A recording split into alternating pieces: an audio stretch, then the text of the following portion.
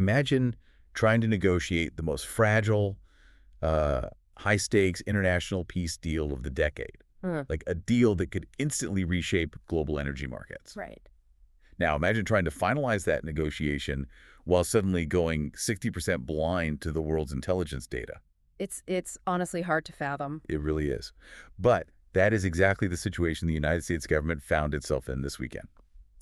Welcome to today's deep dive. We're pulling directly from the Sunday, June 14, 2026 edition of the Daily Tech Reader. And our mission today is to unpack just a massive weekend of news. Yeah, a lot of ground to cover. Definitely. We've got geopolitical maps being redrawn, unprecedented government takedowns in the AI sector, and some historic cultural milestones that are directly impacting the world you wake up to.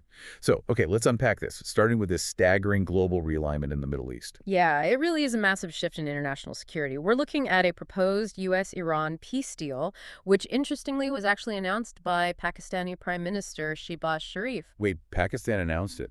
Yeah, exactly. And the immediate goal here is to end the proxy warfare, open up the Strait of Hormuz, and basically establish a framework for an Israel-Hezbollah ceasefire. Wow. And the speed at which this moved markets was just incredible. I mean, oil prices dropped over 3% almost the minute the news hit the wires. Okay, I want to break down why that drop happened so fast. For you listening, trying to connect a diplomatic announcement to your gas prices, what is the actual mechanism there? Well, it really comes down to a global bottleneck. The Strait of Hormuz is this narrow waterway between the Persian Gulf and the Gulf of Oman.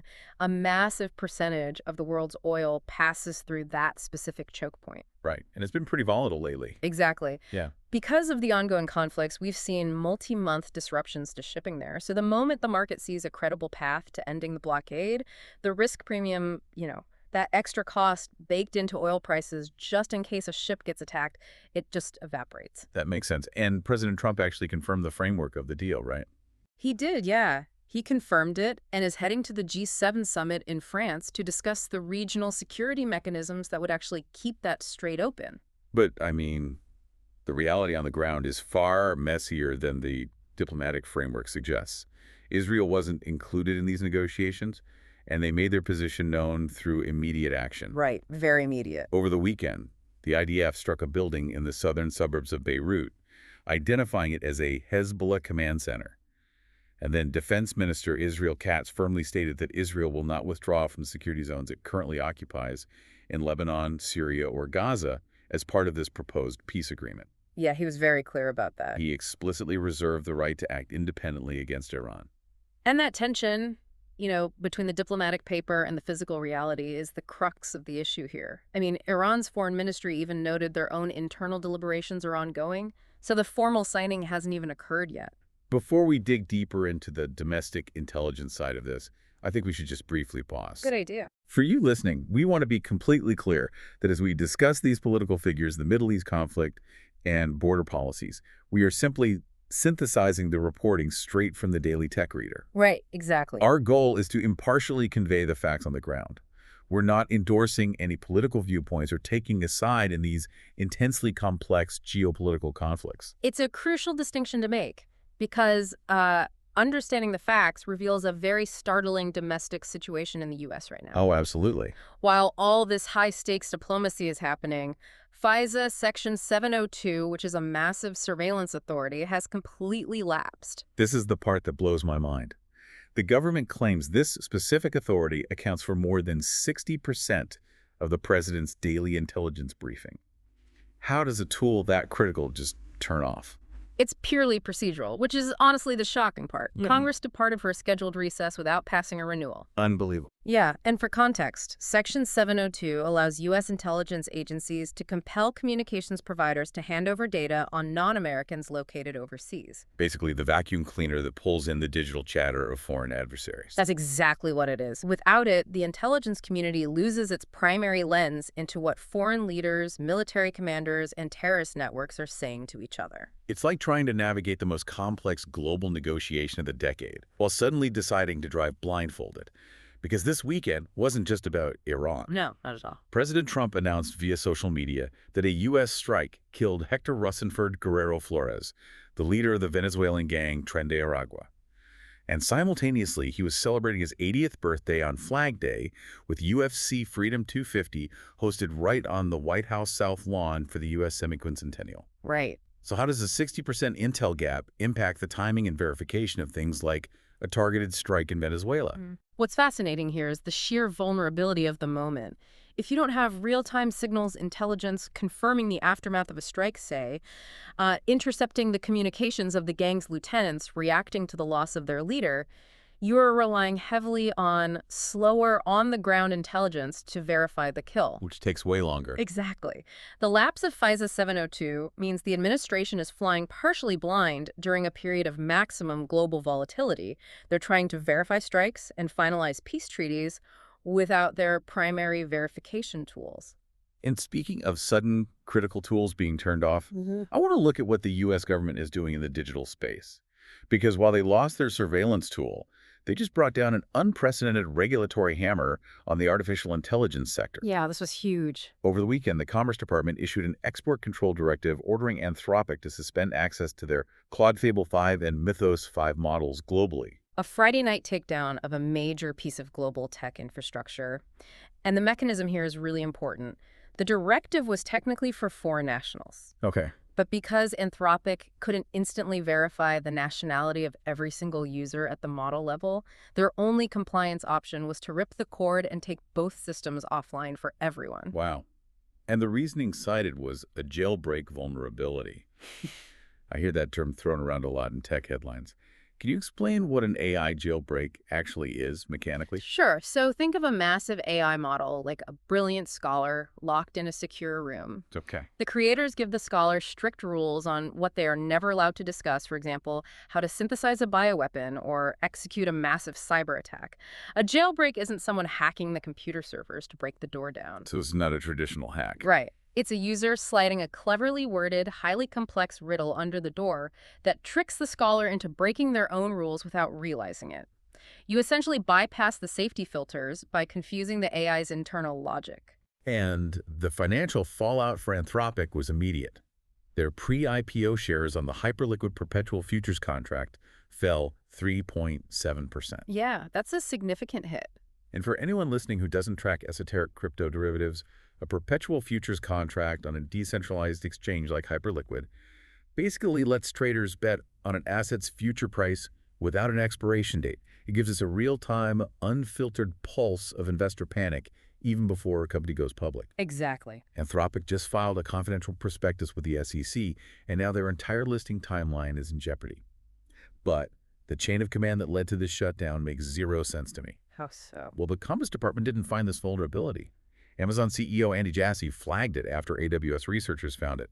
But he didn't call the Commerce Department. He called Treasury Secretary Scott Bessent. Why on earth is the CEO of Amazon calling the Treasury Secretary about a software vulnerability? Well, that detail reveals a fundamental shift in how Washington views technology. Like 2 years ago, an AI bug would have been routed to the National Institute of Standards and Technology, or maybe Commerce. But today, the U.S. government is treating frontier AI models as critical financial and national security infrastructure. So it's a systemic thing. Completely. If a jailbreak allows a bad actor to automate mass financial fraud, disrupt banking networks, or manipulate high-frequency trading algorithms, it threatens global economic stability. The Treasury Department is the first line of defense for the economy. So they get the call? Exactly. The fact that the Treasury Secretary initiated the White House interagency review tells us AI is no longer viewed as consumer tech. It is viewed as systemic risk. And Anthropic isn't the only giant facing the music. Google just suffered a massive legal defeat in Europe that could change how we find information online. A Munich court ruled that Google is legally liable for defamatory output generated by its AI Overviews search feature. Yeah, this is a landmark ruling. The AI apparently generated a summary describing a German publisher as operating a fraud scheme. The court essentially declared that an AI summary is Google's own content. Which completely upends decades of internet law. Historically, search engines have relied on safe harbor protections. Their defense has always been, we are just the library catalog. If a book on the shelf contains defamation, you sue the author, not the library. But generative AI isn't pointing to the book. It's reading a dozen books and writing a brand new paragraph itself. Precisely. The Munich court is saying that the moment your machine synthesizes the text into entirely new sentences, you sheep from being a messenger to being a publisher. You own the liability for what the machine says. Wow. If Google loses the appeal, the fundamental risk profile of AI-driven search changes overnight. So we have software and AI getting bogged down in unmanageable liabilities and sudden government shutdowns. But if you look at hard tech, the market is completely euphoric. SpaceX just completed the largest initial public offering in history under the ticker SPCX. Unbelievable numbers there. They sold over 550 million shares at $135 each, raising $75 billion. It crushed the previous record held by Saudi Aramco. Right, valuing SpaceX at over $2 trillion and making it the sixth most valuable public company in the U.S. It lifted both the NASDAQ and S&P 500 futures ahead of the open. It's crazy. It's a fascinating psychological contrast in the markets right now. Investors are looking at software where a single riddle can force a global shutdown or trigger a defamation lawsuit, and they are craving the certainty of physics. That makes total sense. Tangible assets. Exactly. SpaceX builds tangible rockets. They build massive satellite networks. The market is pouring historic amounts of capital into things you can physically touch because the regulatory and legal boundaries of hard tech are well defined. Well, here's where it gets really interesting, because the traditional media giants are watching the tech industry and deciding their only path forward is massive consolidation. A court just cleared the way for a $111 billion merger between Paramount and Warner. This unites CBS, Paramount+, HBO Max, and CNN all under one singular corporate roof. The economics of streaming have essentially driven them to this point. Right. Wall Street punished these companies for years over high subscriber churn rates and the massive costs of content production. Right. The logic behind this mass merger is that to truly battle Netflix and Disney Plus, you need an inescapable library of content. You need live sports on CBS, prestige dramas on HBO, and global news on CNN, all feeding a single subscription ecosystem. But let me push back on this, because there is a serious cultural consequence to that kind of consolidation.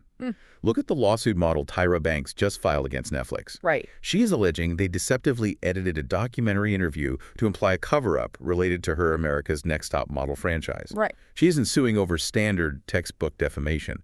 She is suing over editorial choices in the final cut. Which is very different. So, if we are moving toward a world where HBO, CBS, and CNN are all under one corporate roof, and they control the final cut the way Netflix did with Tyra, who is holding the storytellers accountable. If we connect this to the bigger picture, you are pinpointing the central tension of the modern media monopoly. Documentaries have become one of the most profitable and culturally influential genres on the streaming platform. Yeah, everybody watches them. They literally shape public memory and historical truth.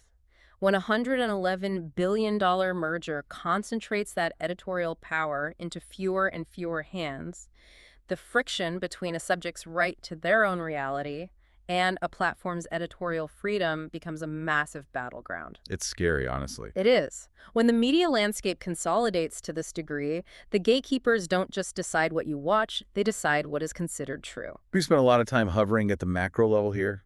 Diplomats in France, billions of dollars moving through Wall Street, courtrooms in Munich. I want to bring this down to the ground. Let's do it. Let's look at how global events, natural systems, and sheer human will are actually impacting the lives of our listeners this weekend. Starting with a historic moment in sports. The New York Knicks just won the NBA championship. Erasing a 53-year drought. Their first title since 1973. And it wasn't just that they won, it was how they did it. They beat the San Antonio Spurs 94-90 in Game 5. Jalen Brunson scored 45 points, including 13 consecutive points in the fourth quarter. An incredible performance. Truly. They rallied from a 16-point deficit in this final game. And even more impressively, they rallied from double-digit deficits in every single one of their 4 series victories. The Spurs had Victor Wembanyama pulling down 14 rebounds and scoring 18 points, dominating the physical space. But the Knicks' sheer psychological momentum was just unstoppable. It's a testament to resilience, really. And on a macroeconomic level, sports are creating massive localized ripples right now. The 2026 FIFA World Cup officially kicked off this weekend. It's an expanded 48-nation format hosted across the U.S., Canada, and Mexico. The U.S. men's national team beat Paraguay 4-1 at SoFi Stadium, and they're heading to Seattle to face Australia. What's interesting is how the financial sector views this. Goldman Sachs actually released a projection showing this tournament will deliver significant economic benefits for the U.S. retail and consumer staples sectors. I always try to visualize what those projections actually mean for a regular person. How does a soccer tournament boost consumer staples? It's the localized stimulus effect. A 48-nation tournament means more games spread across more cities over a longer period. Okay, so more of everything.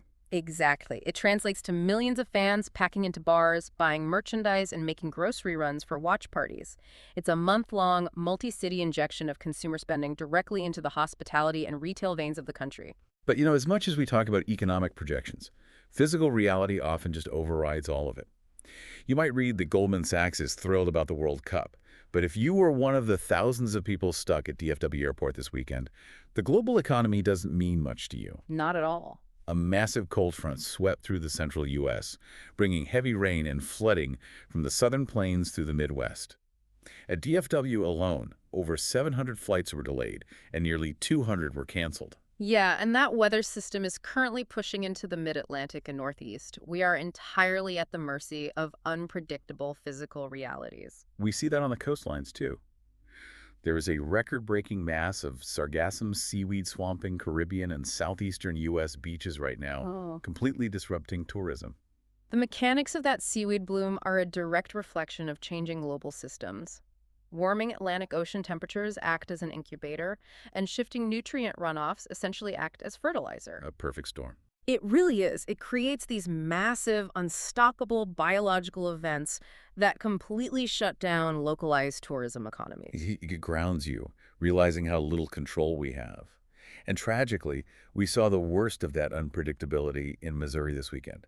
A skydiving aircraft carrying a full load of divers on a recreational outing crashed and caught fire. Just awful. The pilot and all 11 passengers were killed. Authorities are still investigating the cause, but it's just a devastating loss of life. It is deeply tragic. It serves as a stark reminder of the sheer fragility of human life, regardless of the technological or economic strides we discuss. Amidst that fragility, though, there was one piece of promising news on the human biology front this weekend.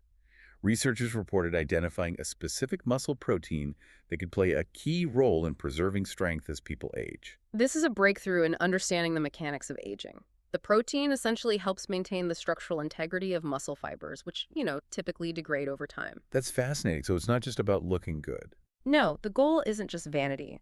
It's about developing treatments that reduce age-related muscle decline so that older adults can maintain their mobility and independence much later in life. It shows that while we can't control the weather or eliminate tragedy, science is quietly, persistently chipping away at the fundamental challenges of the human condition. It's a lot to process. So let's look at what is coming at us this week. We are watching for the formal signing of the U.S.-Iran peace agreement and the reopening of the Strait of Hormuz. Yep. We're waiting to see if the Commerce Department allows Anthropic to restore access to its AI models. We have SpaceX beginning its first full week of public trading. New York is prepping for a massive Knicks championship parade. Give me a busy week. And right in the middle of all this, on June 17th, the Federal Reserve is issuing its next FOMC interest rate decision, which is the Federal Open Market Committee dictating the cost of borrowing money across the entire economy. Yeah. So what does this all mean? I think this raises an important question that connects the boardrooms to the geopolitics.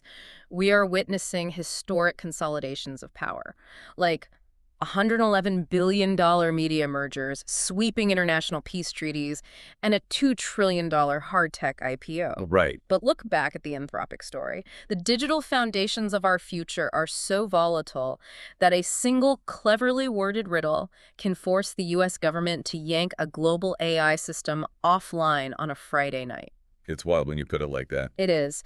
So the question you have to explore on your own this week is this. What happens to these massive new megacorporations and global alliances when the AI tools they increasingly rely on to function can simply vanish at the stroke of a regulatory pen? That is the defining tension of the week ahead.